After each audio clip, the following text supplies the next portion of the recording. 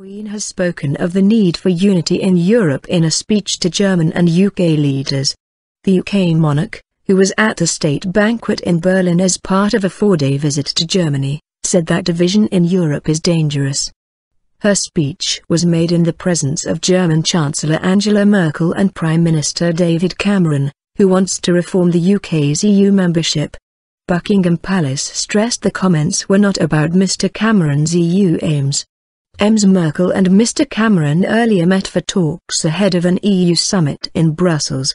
The Queen, who as head of state remains politically neutral, told the banquet in Belvedere Palace, the official residence of Germany's President Joachim Gauck, "In our lives, we have seen the worst but also the best of our continent.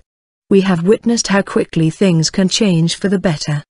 But we know that we must work hard to maintain the benefits of the post-war world.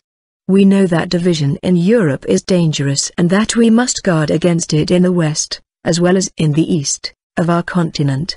That remains a common endeavor." Later a Buckingham Palace aide said, "This is not about the EU. The Queen is apolitical. She would never make a political point." The aide said the Queen had been referring to risks of wider differences dividing the continent.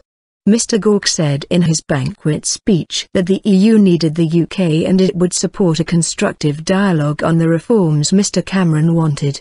He said the EU was facing major challenges and that an effective European Union was based on a stable foundation of shared values. A constructive dialogue on the reforms Britain wants to see is therefore essential, he said. As a good partner, Germany will support this dialogue. For Britain is part of Europe. The European Union needs Britain. A united Europe, a strong European Union, represents stability, peace and freedom, for us all. Mr. Cameron has said he wants to reform the UK's membership of the EU before holding an in-out referendum in 2017.